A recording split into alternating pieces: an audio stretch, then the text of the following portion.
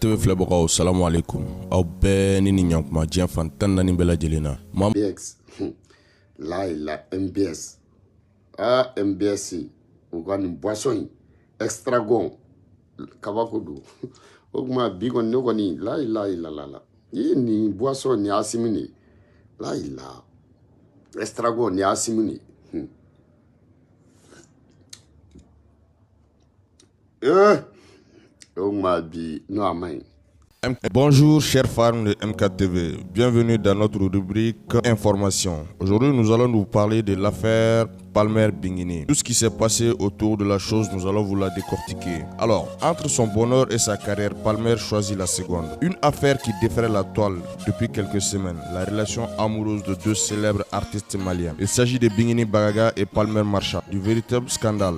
Les deux se retrouvent liés par le lien sacré du mariage, mais à quelle fin? Au Mali, il est très facile de transformer le simple buzz en une réalité. Bien sûr, il faut de l'illusion et de l'acharnement contre la personne qui souhaiterait se sauver. En analysant bien ce film, relation amoureuse entre Bingini Bagaga et Palmer, il est très facile de se rendre compte que le jeune est monté sur un bateau dont il ignorait la destination.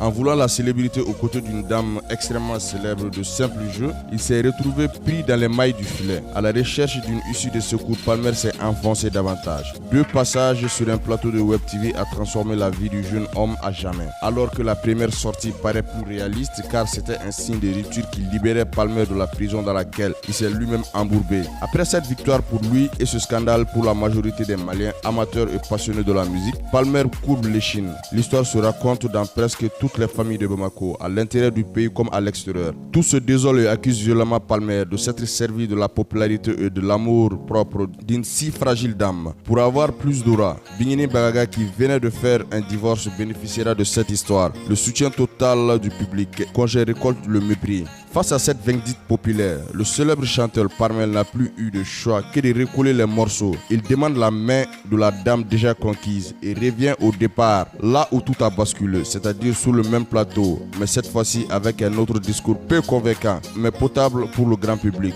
Entre son bonheur et sa musique, le choix n'a pas été difficile. Il suffisait simplement de regarder la position du vent. Palmer l'a fait, mais à quel prix? Natif de la 4e région du Mali, c'est à Ségou que découle la carrière du jeune artiste Palmer. Plusieurs fois meilleur rappeur et meilleur clasheur, il fait rêver les Ségouviens avant de poursuivre sa carrière dans d'autres horizons, notamment à Bamako et à Paris, à Abidjan. Mission de haut niveau à Moura sous les instructions du président de la transition, colonel Assimi Goïta. Nous sommes rendus en compagnie de mon collègue de la réconciliation, colonel Ismaël Ouagé, et des membres du CNT à Moura dans le cercle de Djiné, afin de témoigner du renfort et du soutien de la nation. Il y a quelques jours, Moura a été ratissé par une opération d'envergure qui a vu la mort de certains terroristes. Cette mission s'inscrit dans la droite ligne de la vision des plus hautes autorités de libérer notre pays partout où la République est absente. Nous en avons profité pour distribuer des vivres et des non-vivres à ces braves populations résilientes qui ont été éprouvées par tant d'années d'occupation et de souffrance sous le joug des terroristes obscurantistes, sans foi ni loi.